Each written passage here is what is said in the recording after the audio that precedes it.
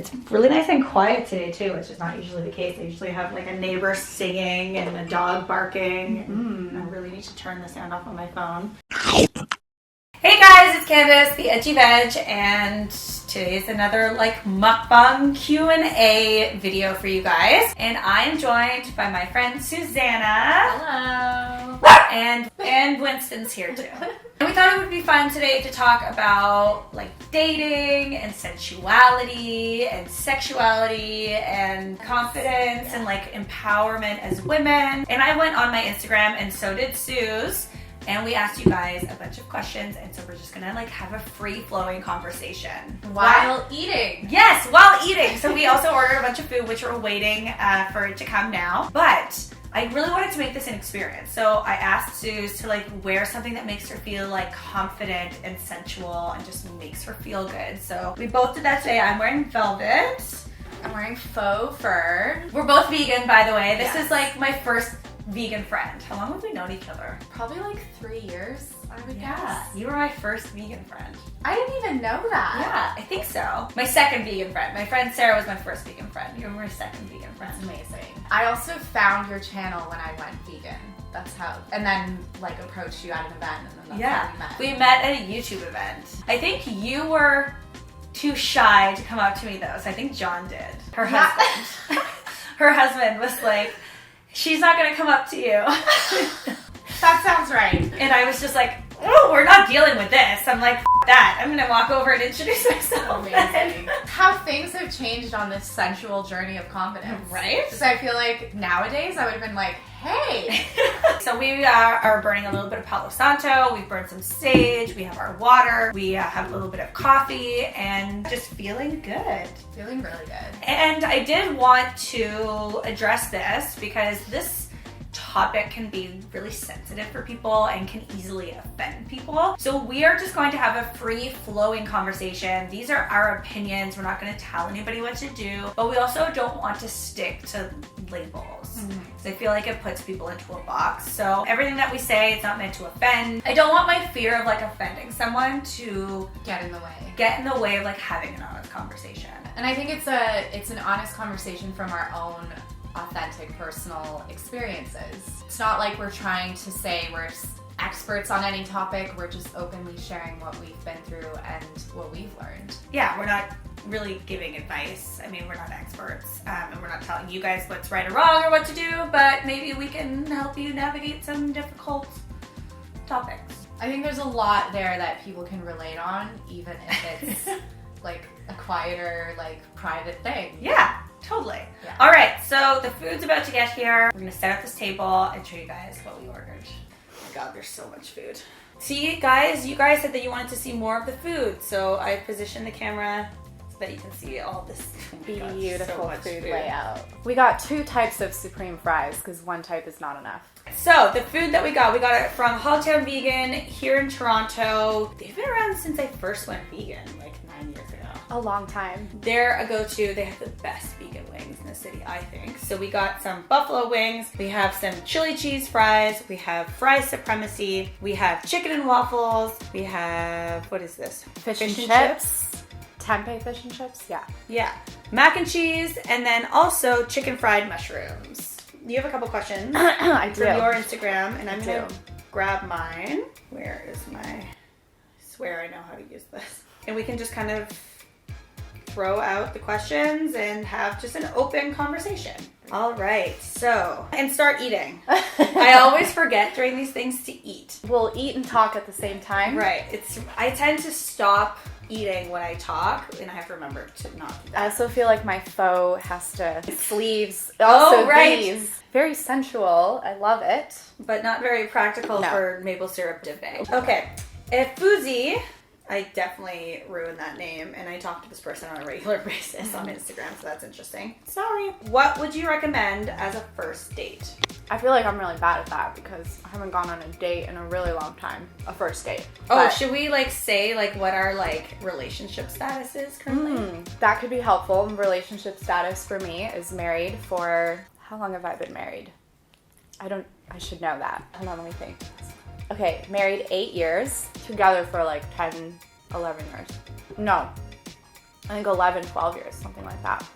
So it's been a long time since I've been on a first date. There's date nights, but planning a date with someone you've known for 10 years is different. But Fair. I can try to imagine what I would. Yeah, like what if Like you on were a first dating date. now, what would you want? You answer first, and then it'll inspire me. So I'm recently separated. I would say I just started dating. So my ideal first date. I love food, so I'm definitely like a dinner kind of girl. Say, but like, I also food. like unconventional dates. Like I love something that's an adventure. For me, I get bored really easily, which is not a very good character trait. But I love like, let's go have a drink somewhere and then let's go eat something. It doesn't even need to be dinner, just like have a snack even. And like I like cool venues and then maybe like have a drink or like go dancing. I don't know, I just like cool experiences. I had a date once where we had a picnic in the park. Like that was really nice. At, Oh, I like that. sunset. We packed picnics together. Or one of my favorite first dates was going to the beach, and the guy that I was going on a date with packed this cooler filled with like vegan snacks and a bottle of Prosecco. That's And amazing. we went to the beach and just like hung out all day. Did he get a second date? Yes. So I like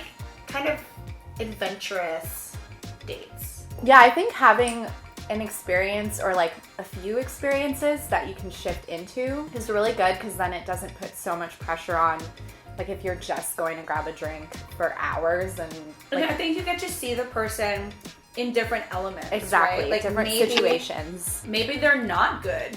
Like just as like, let's go have a casual drink. Or Yeah. maybe they're not good just like, or living their best like authentic self, having a dinner date. Like maybe they're uncomfortable and so you throw them into another situation. Right. Maybe they're more authentically themselves, maybe. Actually, that reminds me, I mean, I can just think back to some first dates I have had back in the day because one that I remember was I went skating. Oh. Yeah, and it was really cute. I think we went to eat and then we went skating. And normally I'm not that into sports and Same. physical activity, especially in the winter. But it was kind of sweet because skating is like, it's kind of low pressure and if you're not good at it, it makes it kind of cute and funny. I like that. Yeah. I'm Yeah. very full milk right now. I don't know if I would go skating now though. I'm going skating this weekend. Okay, so you would go skating now. How do you Alright. like the mac and cheese, by the way? I haven't tried it yet. Oh my god, so good. It's so good. Okay, let's try it and then I'm gonna ask the next question. Oh! Right? I'm so picky with vegan mac and cheeses. I hate most of them. Yeah. That's really good. Jonathan Brandt wants to know, with sex, are you more open or conservative when not in a relationship? Again, for me, been a long time since I've not been in a relationship, and before my relationship, I think I've done a ton of growth since I was single. Like, I think if I was out of a relationship right now, I would be radically different than I was back then when I was in my like early 20s. I feel like it took a long time, for me anyway, like in my early 20s, I was more comfortable in a relationship, for sure. Like I would let loose in a relationship.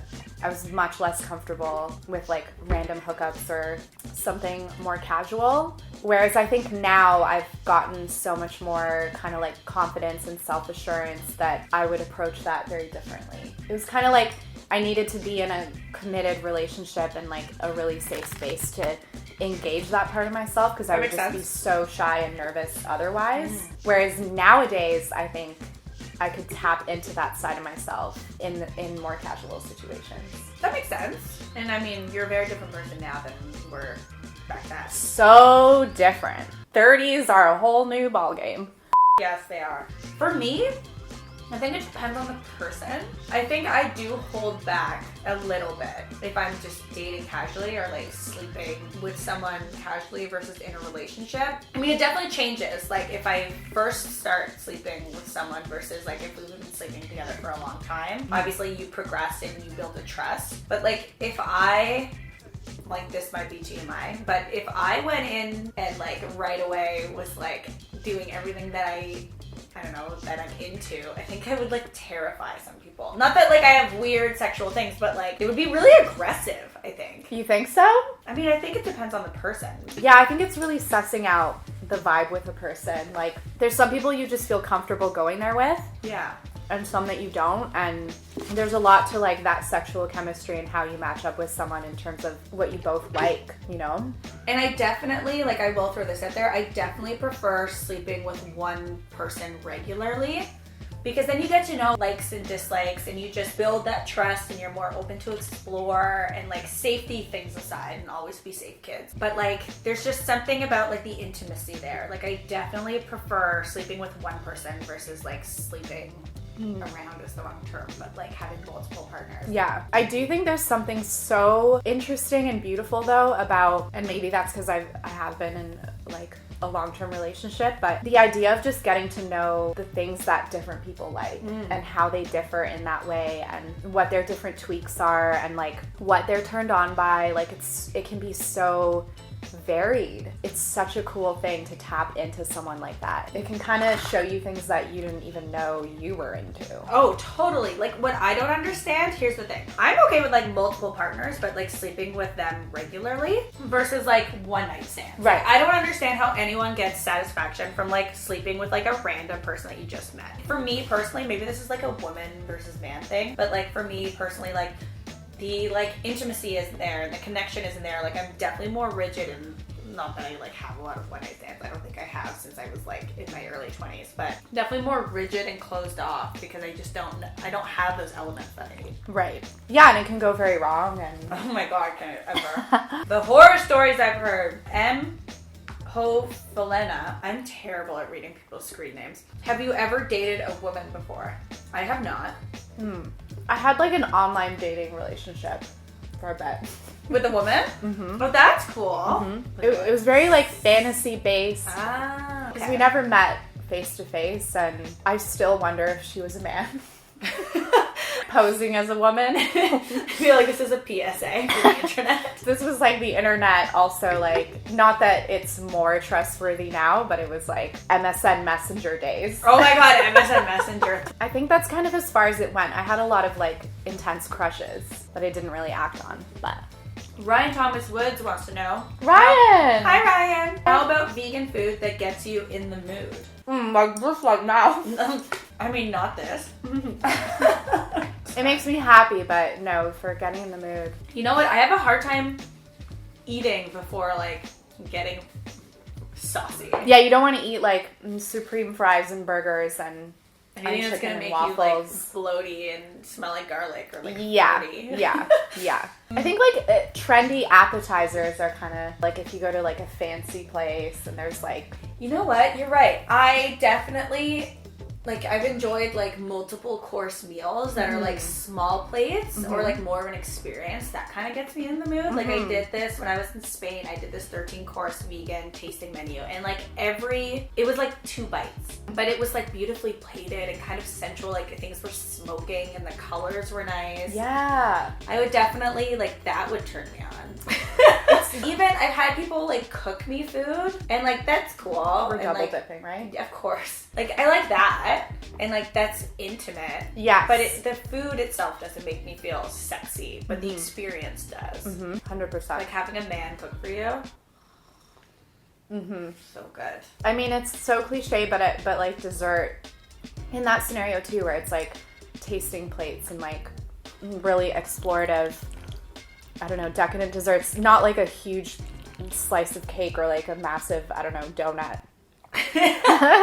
Fruit's a good one. I find fruit to be very sensual. I got a lot of questions from you guys about being attracted to women. Like, am I giving off a vibe? Are you attracted to women? Do you date women? Do you sleep with women? So we're gonna tackle all of those at once. So for me, I have been with a woman.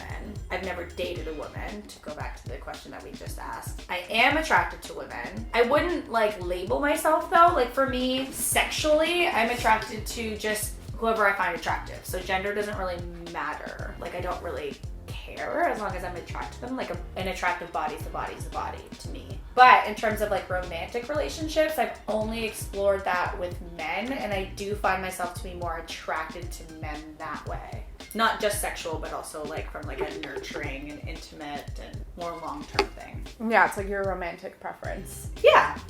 I know, like, I've always known that I've been attracted to women. Like, I haven't really dated women, like, aside from that small experience. But I also think I never really allowed myself to explore that just because of, like, beliefs and upbringing growing up. And yeah. That a lot of us up. Yeah. I found myself attracted to people, like, all sorts of people without them needing to meet a certain criteria. I have found myself very attracted to women, but I have only dated and been in committed relationships with men. Take that as you want. Yeah. I feel like usernames are impossible to... I know, it's so bad. Tiashader. I feel like, how would you pronounce that? Taya Shatter? Okay, Tiashader or Taya Shatter. I'm sorry if I didn't pronounce your username right. She had 2 great questions. The first one is, do you feel any shame regarding sexuality? That's a great question. Yeah. I think as women, we are kind of, through society, forced to feel shame. Like, we're led to believe that our sexuality should be shameful. Like, you can't show a female nipple on Instagram, but you can show a male nipple. And you can show it through, like, a sheer top if it's not too sheer. Right. But if it's like fully out, it's bad. But like a full like bent over ass in just like a tiny thong with like vaginal lips showing through is fine. So I feel like through those like societal norms, if you will, like forced norms, I think women are forced to feel shame for their sexuality, like dressing in a revealing manner or like openly expressing them. Like I feel like I've been more open lately,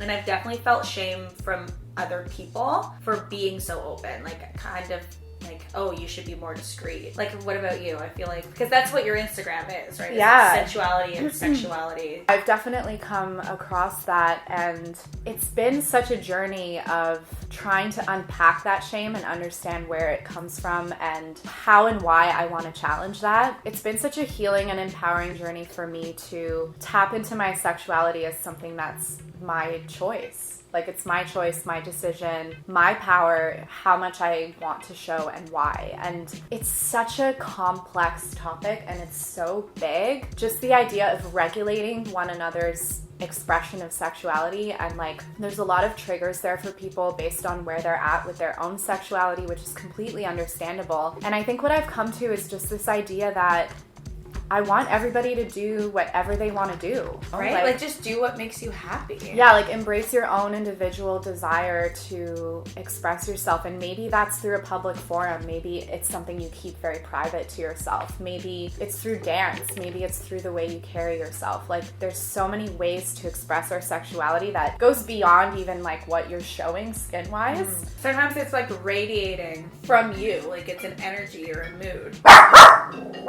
Okay, well, we're gonna let them bark for a second. Come back here, come on. Yeah, I find like sometimes it's not through even what a person's wearing. Like I've met and had girlfriends in my life that I'm just like, there's something about you that's just like emanating this like energy that I'm like sexual vibes, and they'll wear like a turtleneck. Yeah. And you know what? When we talk about like feeling shame, I feel like the fact that we've made women feel shame about their sexuality for so long was almost like taking away our power. It was a way to keep us kind of down here. And so many women are now saying like, no, I'm going to take control from my sexuality. I'm not going to let pop culture and society define what's okay and what isn't. I'm going to be in control of that. So much of our sexual expression in society has been like curated and regulated and driven by groups of people, like companies, men, right? Predominantly men. And like, so what's been really interesting and beautiful for me is looking at like female driven sexual or sensual ventures, even when it comes to something like pornography, which is very like a tricky subject also. X Confessions is a website that is run by a female who creates and directs pornographic videos, and it has a completely different tone and flavor to it, and she creates like a safe space for her performers I love that. I mean, it's going to be out there whether you believe in it or not, so you might as well. It's like with escorts and prostitution. Like, I don't think it should be illegal, and in a lot of countries it isn't anymore, because we have to create a safe space for those women. Like, if they want to sell their body, like, go for it. Like, it's not my body, so why is my opinion, like, why should I put my opinion onto you? But then also telling women that they can't do these things forces women to do it in an underground manner, which makes it unsafe, and it creates really toxic environments. And I think with a lot of these areas, it's like we need to listen to the people who are doing whatever they're doing or expressing whatever they're expressing and taking their word for why they're doing it and how they're feeling doing it. If they're doing it out of a place of oppression or abuse or coercion, like, that's another story. But if they're doing it from a freedom of choice and because that's what they choose and that's what makes them happy, I have to respect that, you know? And Yeah. I think that, like, for something like my Instagram, of course, my photos may not be appropriate for everyone out there, but I find so much joy in expressing that and connecting with like-minded people around it that it brings me so much happiness to have the choice to do that. And because so much of our sexuality is sort of taught to us or like regulated or told to us by a predominantly male society, we're kind of told like, okay, this is how you be sexy for me. This is how I want to receive you. This is how I want you to look. But only in these circumstances. Right. And if it's too far, Then you're a slut. Yeah, then it's like you're into like bad territory, and if it's too blah blah blah. It creates like so many confusing mixed messages where we're constantly catering to some group of people, and to just separate from that and tap into your own sexuality and what you want is really empowering. Yes. I mean, we've both been on this journey. I feel like very parallel. We're going through this at the same time, which is crazy. It's amazing when you do this with a friend. Find a friend. Find a friend. It's really hard to eat this much food. I know. I thought about that while we were ordering it. I think I've like made it known to you guys though that like I'm never gonna finish all the food that we do in Mukbang. No. You're either talking a lot or you're eating a lot. Yeah. But it's hard to do both at the same time. You kind of have to like eat while the other person is talking. And I'm also not very hungry today, which is weird. So terrible day to do a mukbang video. But we're gonna get through it. We're gonna get as much as we We've gotten can. a taste of every single dish, which is important. No judgment, guys. S. Holland, who actually is a childhood friend of mine, her name's Sean, wants to know, as a vegan, do you look for vegan lubes? Oh my god.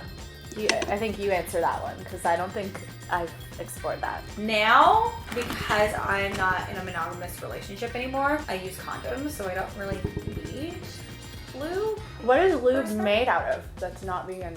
I didn't even know this. Great question. But I've always, like, when I was married and, like, we weren't using condoms because we were married and I have an IUD, we were just using coconut oil, which is safe, except not if you use condoms.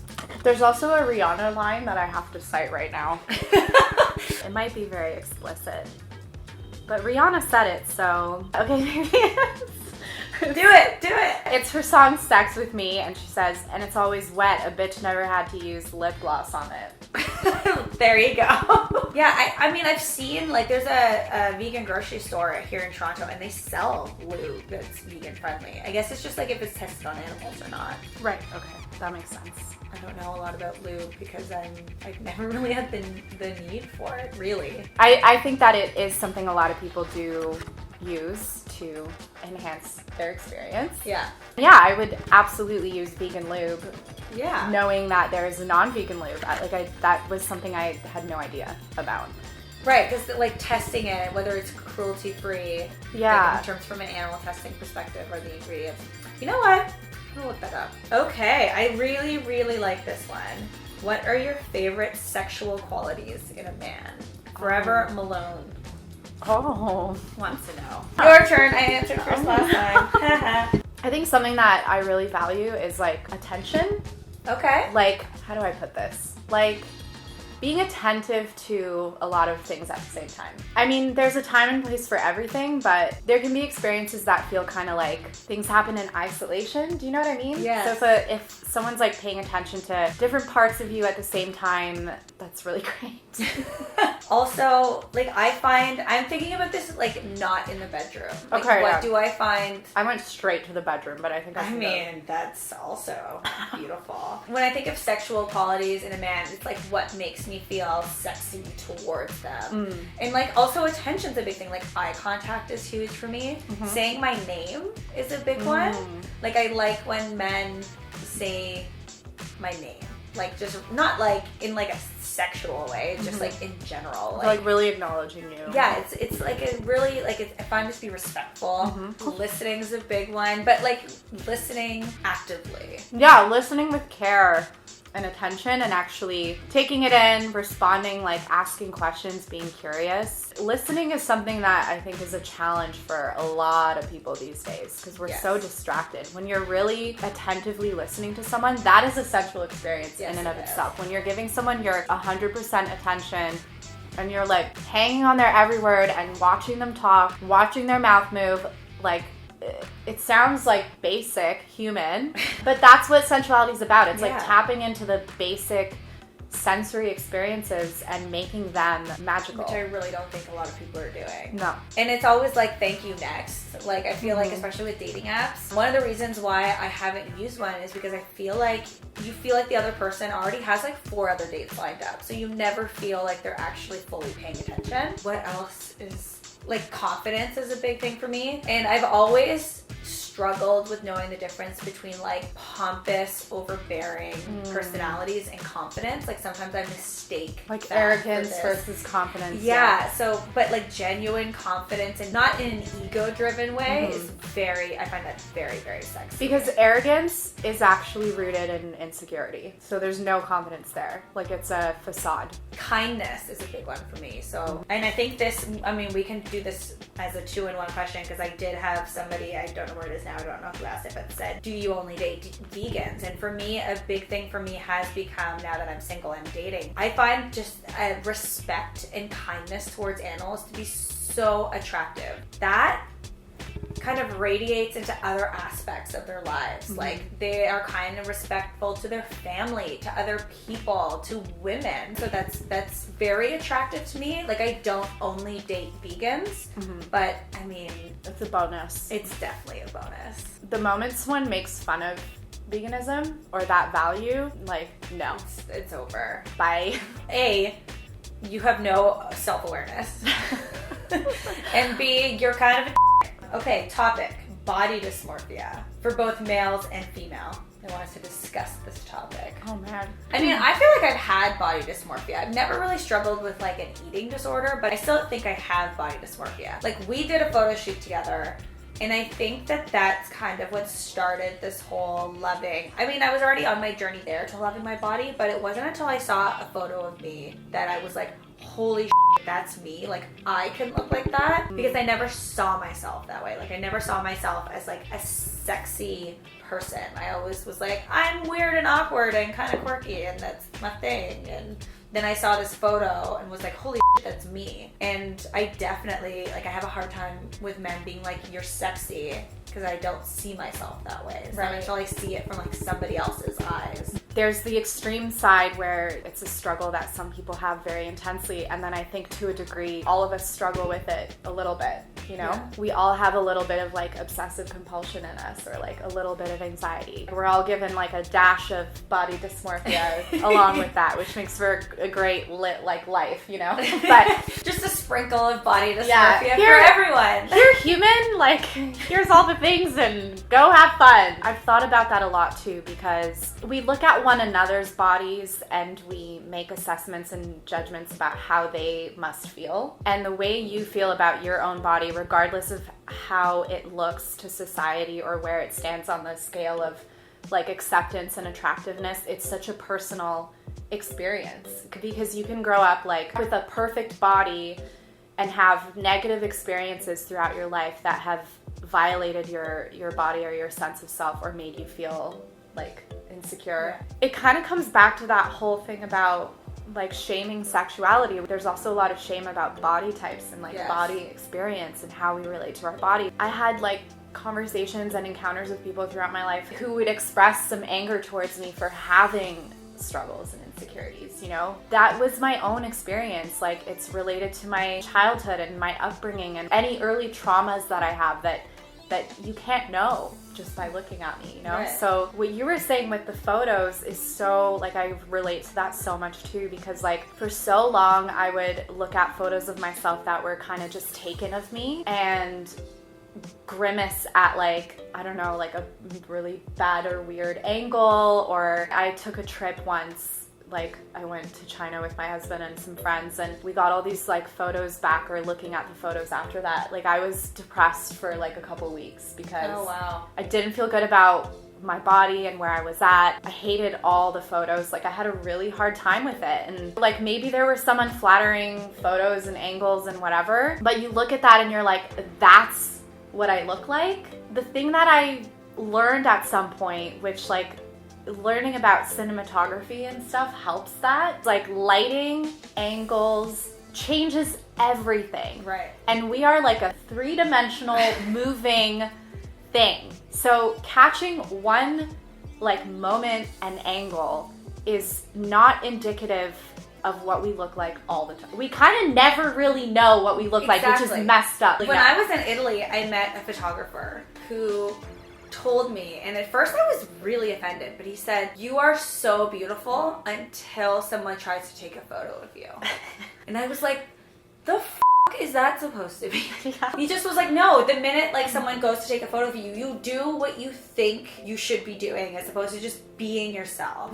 And when you're just like living in the moment and you get to see all the angles, like that's what makes you a beautiful person. And like what you're saying, like one snapshot, like it's not the full picture. No, there's so much to like a person's presence and charisma, and like Yeah. so much more we pick up on. And in the same vein, a great photo of yourself on the opposite spectrum can be like you said, you can see that photo and be like, this is what I can look like this is what I look Right. like. So you can be like, this is what I look like, or you can be like, whoa, this is what I look like.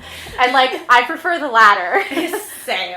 Like we're so hard on ourselves that seeing the better side and believing that is probably closer to reality Yeah. than the bad photo that we're choosing to believe I love instead. that. That's true. You know what I mean? That's part of what my own journey with my Instagram and this whole sensual exploration has been about, is taking photos of myself, by myself, for myself. I love that you do that. It started out as this like experimental thing that I now do on a regular basis. And it took me a while to get over the idea of it being like vain and like whatever. I like play music when I'm doing it. I like tap in and just like explore it and have fun It's with an expression positioning of myself. self-love and Yeah. self-appreciation. I find that we go outward for that. Like we're looking for appreciation from men or Externally. women, like externally, as opposed Yeah. to just self-loving. And no one can take a better photo of you than you can. Of I don't know yourself. about that.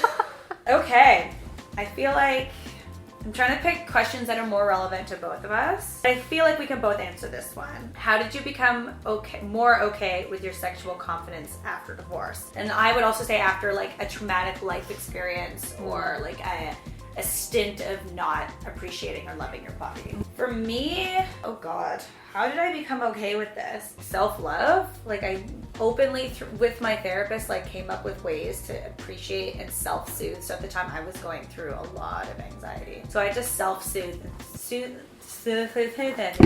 And through these like practices of self-soothing, I also learned practices of self-love. Like not to get like too graphic, but like, you know, a daily play with yourself is great for your self-confidence. And just like doing things that make you feel sexy. So I started to wear things that made me feel sexy. That's why I asked Sue to like wear something that makes you feel good. Like I love velvet and faux fur and like crop tops and like flowy things, and started wearing my hair just like free and imperfect. And that definitely helped me. And going out, I think dance and Pilates helped me, which I wasn't doing for so long, but moving my body and putting myself in these like kind of vulnerable positions definitely helped me gain self-confidence. Yeah, I think for me there was a lot tied to wardrobe and dressing myself also, because that used to be a really arduous journey for me. I had trouble getting ready since I can remember. I remember being a little kid and stressing about what I was gonna wear. And there's like things that I've unpacked there in therapy about like where that came from. But I had always put so much pressure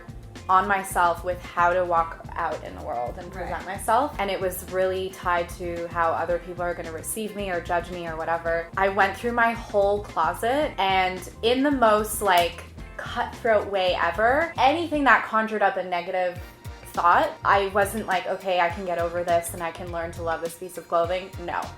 Out. Like, I should do that. out. If That's like some Marie Kondo yes, right there. If it doesn't totally spark joy, get rid of him. I mean it. But totally, it's like if the clothing doesn't make you feel like a badass, get rid of it. And it doesn't mean, it can be something really comfortable and baggy. Like, it doesn't matter. It doesn't have to be tight. You can feel sensual in a hoodie. Yeah, clothing's a good one. Once I started is. dressing in a way that made me feel comfortable and not the way that I thought society like would think I was sexy. Yeah, you kind of dictate how you want to present yourself to the world, and then it has a domino effect on everything else in your life. All right, this is good because I think this is super relevant for both of us. Best tips for a relationship with a non-vegan. What to do and what not to do.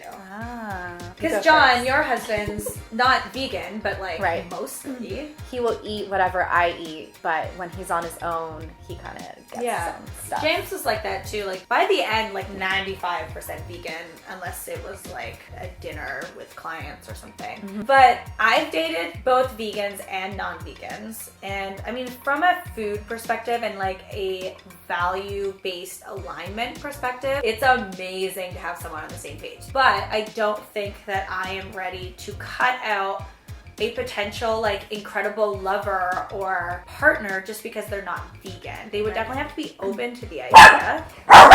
Winston agrees. Winston. But definitely for me, I learned preaching doesn't help anybody. For me, it was just like showing my partner how amazing vegan food is. Like I've gone on dates where we've gone to vegan restaurants and they've been like, I had no idea vegan food could taste this amazing. Like I would totally eat more vegan if I knew that this was how it was. Yeah. Like it's just, I find that leading with the fork is almost always the easiest. And like just kind of living your own path and truth and letting people be inspired by that. And it's just a natural way to show them what you're into without like being like, you should watch, what's that awful documentary? Earthlings. Like maybe so like hard. Don't do that on the second date. No. So I like to just like authentically live it, and people get really into it. Like they see that you're passionate about it and they want to also be passionate with you. And I think as long as they're open to hearing about it and like listening to it and considering all the viewpoints and then coming to whatever decision they come to, as long as they have an open mind, you know, and they're not resisting, that's when things are kind of tricky. But I mean, it is a tough journey for some people. If I'm respectful enough to not push my views on you, then you should be respectful enough to not make fun of me or like make cruel jokes. Or I remember I was on a date with a guy and he was so not into it, and he was like making like meat jokes. And I remember trying to give him, I had these Beyond Meat burger for A&W like coupons. It was like try it for free. So I was like, here, you should try this. This is amazing. He's like, but there's no beef in it. So like, why would I even,